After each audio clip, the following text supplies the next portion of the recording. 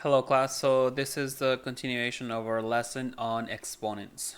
So now this second part is about evaluating expressions.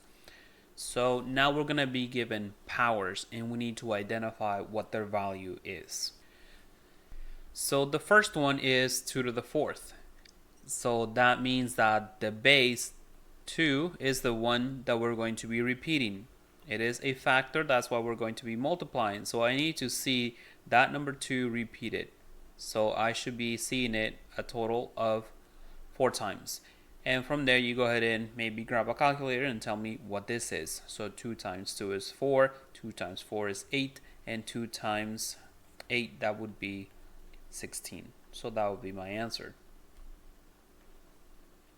Here we have 10 to the 7th.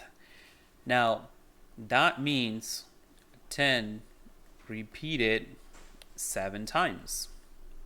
4, 5, 6, 7 times. Okay, that's going to be a huge number. Now, the nice thing about having a base 10 is that we don't really have to do this product. The exponent actually tells you how many zeros you will see in your final answer. So 1, 2, 3, 4, 5, 6, 7. Because remember, 1 times 1 simply equals 1. So that's not really going to change anything.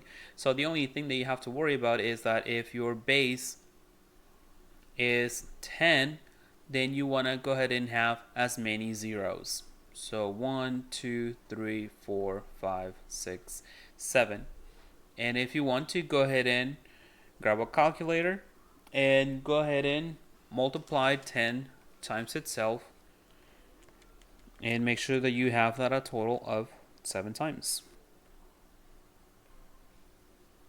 Okay, so that is going to be 10 million. And I'll just do another example with base 10. 10 to the fourth, then that would be a 1 with 1, 2, 3, 4 zeros. Okay, that's that simple with the base 10. Next one, we have negative 5 to the fourth. Now, we need to be careful about anytime we have negatives. So this is saying that I need the negative of 5 to the fourth power. So I need to go ahead and repeat the 5 4 times. Okay, the negative is not being repeated.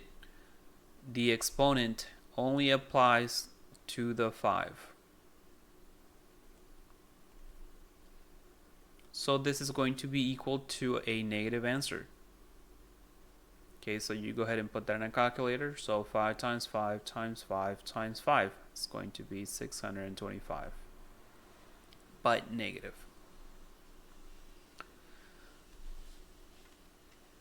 The last one, we have a fraction. It's negative 1/6 to the third, or negative 1/6 cubed. Now this one, the negative is included, so that means that the base is negative 1/6, and that needs to be repeated, so I will keep it inside of parentheses. So negative 1/6 times negative 1/6. Okay, so I need to see the negative 1/6 3 times. And when it comes to multiplying fractions, we multiply, straight across. So 1 times 1 times 1 will be a 1. 6 times 6 times 6, you go ahead and put that in a calculator, and you will get 216. Let's just go ahead and take care of the sign. So when we have a negative times a negative, we're going to get positive. And then positive times a negative, we're going to end up with a negative. So a negative answer is what I get for negative 1/6 to the third.